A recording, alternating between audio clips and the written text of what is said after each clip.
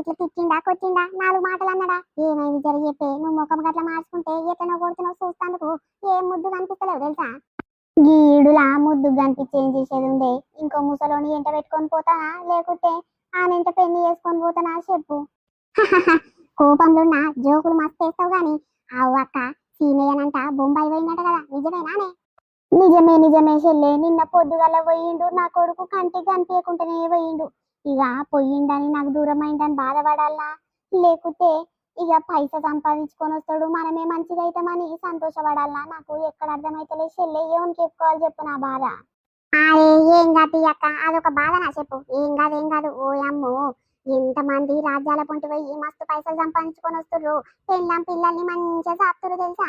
ఇక మనము ఊర్లుండి ఎక్కడ అర్థమైతలేదు మనకు.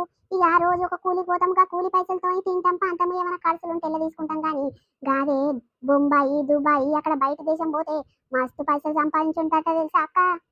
ఏం పైసలో ఏమో చెల్లె, నా ఉన్నొక్క కొడుకుని నేను సాదుకునే దమ్ము లేదా? ఎందుకు పంపించినా నీకు ఇప్పుడు బాధ అవుతుంది చెల్లె నాకు. ఏంటట్లా ధైర్యం తప్పిన బతుకు బతుకొద్దక్క, మంచి ధైర్యం గల్లదాని లెక్క గట్టిగా నిలబడాలి. అది చూసినావా నీ కోడలు చూడు ఎంత ధైర్యంగా ఉందో. పొల్లా ఎవ్వరు అడిగినా ఇట్లా నా మొగడు బొంబాయి పోయిండు బాగా సంపాదించుకొని నాకు పైసలు పంపిస్తాడు, అప్పుడు నేను ఇక్కడ అన్ని ప్లాట్లు కొనుక్కుంటా ఇల్లులు కట్టుకుంటా, అప్పుడు నా పిల్లలు ఇట్లా పుట్టినాక మంచిగా సాధొచ్చాలని నువ్వు బాగా ఎక్కుతుందంట ధైర్యంగా ఉంటుందంట. మరి నీకేం అయిందక్క పిరికి తప్పిన బతుకు బతుకుతున్నావు? ఏం పిరిగితనమో ఏమో చెల్లె, చిన్నప్పటి సంది గావరంగా సాధిందే నా కొడుకును. అగో మీ బావ ఎన్ని దెబ్బలు కొట్టేది, బడి కోకుట్టే పని కోకుట్టే మస్తు దెబ్బలు కొట్టేది. నా చేట్ల నా కొడుకు చిన్నప్పటి సందికి ఇప్పటిదాకా ఒక్క చెంప దెబ్బ గిట్లా పడిపించుకోలే చెల్లె. గసంటోడు నా కంటికి కనిపించకుండా దూరం పోతే మరి నాకు బాధ అనిపించదా చెల్లె? ఇంకా పెండ్లం అని పెండ్లాన్ని దూరం చేసుకొని పోయిండు.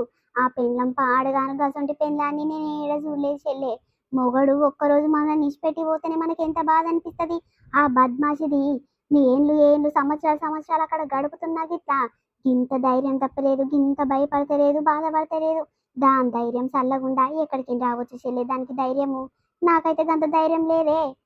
అవ్వక బాగానే తీసుకొచ్చినావు. తూర్పు దిక్కుకని వచ్చిన సంబంధాల కూరలందరూ గట్టని చాలా తెలివి వాళ్ళు ఉంటారంట.